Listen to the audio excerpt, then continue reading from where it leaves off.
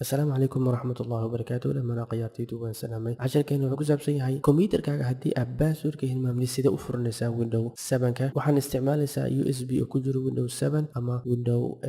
ku jiro DVD oo window 7 ku jiro muhiimadan waxay tahay casharka waxaa lagu talagalay ardayda bilowga ah ee jecel kombiyuutarada inay wax ka fahmaan waxaa ogaanaysaa kombiyuutarkaaga markaa baasword ku xirtid aad hilmaamtid ha isku day inaad kombiyuutarkaaga formaati ka samaysid casharkan ayaa ku anfacayo kombiyuutarkaaga sida baasword u furan lahayd ama qof saaxiibka ayay ku dhici kartaa ama meel kale inaad tagtid ayaa dankaaga xirmi kartaa inaad baaswordka kombiyuutarka xirmo sida u furleed adoo kombiyuutarka iska masaxin window 7 hore waxaan soo sheegnay window XP aan soo sheegnay iyo window 8 sida u furo lahayd waxaan ku xijinaynaa window 7ka oo laba qayb aan u qaybinayno qaybta hore hab loo isticmaalo iyo qaybta labaad hab kale loo isticmaalo labadaba waan tusaynaa qaybta hore oo adagaan bilaabaynaa qaybta fudud ayaan ku xijinaynaa sida adaga oo hormarno marka aan bilaawno sida u bedelan lahayd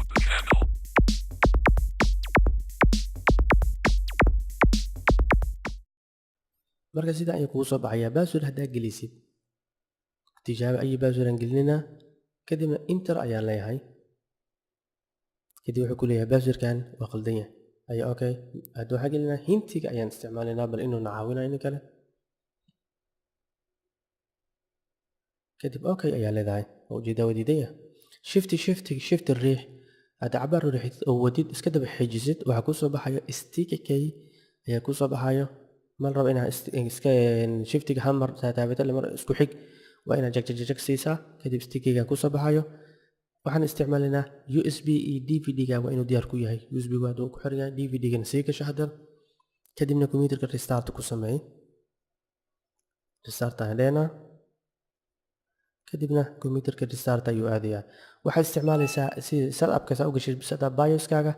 F10 F1 F2 escape iyo delete shantaas nooc mid kamid ayuu kuu soo saaraa ama haddii aad aqoon google ka raadi balaaska waxaad u isticmaalaysaa selection ahaan u isticmaalaysaa ani CD ayaan isticmaalayaa downkana waa falaaraha kadib F10 ayaan leeyahay sida aan u save garayo hore ayuu ii saarayaa kadibna enter ayaan leeyahay yes u isticmaalaa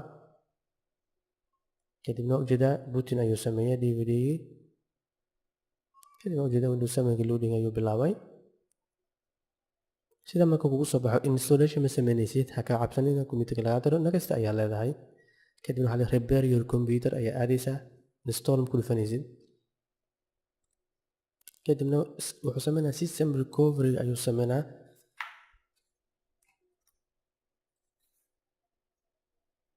kadib ujeeda wuxuu isoo saaray locationka inuu ku jiro local diskiga drive D-ga inuu ku jiro saas darteed waa ujeedaa ku cadeeyay inuu dhawaaga sababka noocu meesha ku jiro kadibna waxaa leedahay next ayaad ka dooranaysaa kadib waxaa leedahay command prompt cmd noocan ayaa kusoo baxayo drive d-geyna ayaan ku qoraynaa kadibna waxaa leedahay colon shift laba colon enter kadibna waxaa leedahay copy ayaad ku qoraysaa space ayaad baxaysaa kadibna waxaad ku qoraysaa d ayaa leedahay shift laba colon kadibna waxaa leedahay backslash windows kadibna waxaa leedahay backslash system 32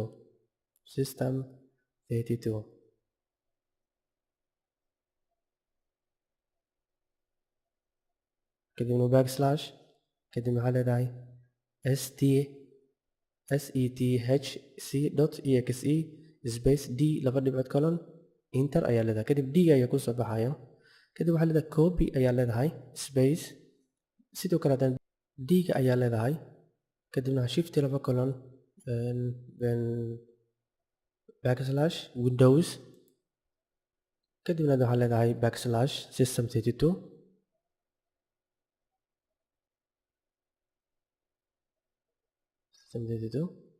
backslash cmd.exe haddana sidoo kale ugu celinaysaa d laba dhibcood backslash windows backslash system 32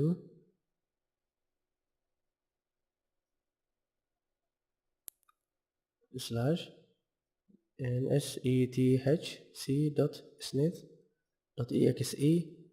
sethc.snit.exe kadibna enter ayaa leedahay kadib waxaa ujeedaa yes-ka doorasi kombiyuutarkaaga overall lagugu sameeyay yes waayid ah kadib enter ayaa leedahay waa lagu guuleystay in labada koobiga koowaad waa sameynay, koobiga labaadna waa ku guuleysanay.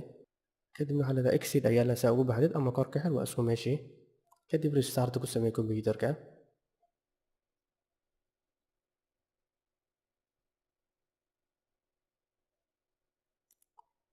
ujeeda window soo kacay. marka hadda waxaa leedahay shiftiga si iska dabale sida aan ugu soo sheegay, shift leh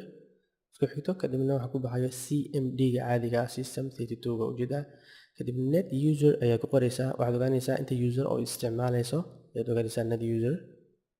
kadib enter ayaa leedahay. waxaan rabnaa inaan furno waa kana axmed waaye, dhinaca waxay soomaynaysid axmed waaye inaan furno. usernameka aad furaysid ayaa leedahay ujeeda axmed waaye.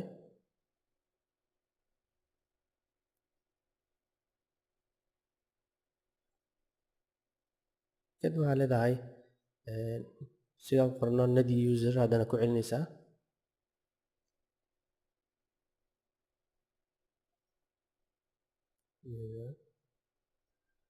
kadib space ayaa baxaysaa, waxaa ku qoraysaa magacii ayaad ku qoraysaa,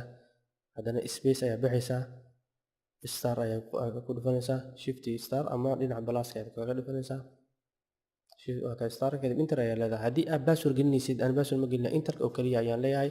haddii aad password gelinaysid password kuma soo qoraayo, laakiin waa ku qoraysaa, waxaan hilmaamin. mar kale aan ku celin lahaa enter haddana. kadib waa ku guulaysa successful. kadib exit waa ka baxaa. kadibna enter ayaan leeyahay. si toos ayuu window 7 u furmayaa.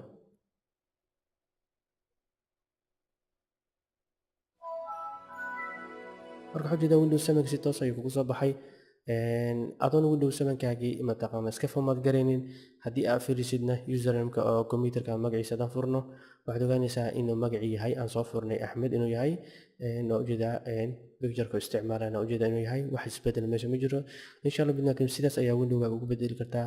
u furi kartaa usernamekaaga, wayna kuu fududahay. asalaamu calaykum waraxmatullahi tacaala wabarakaatu, wajazaakum allahu khayran.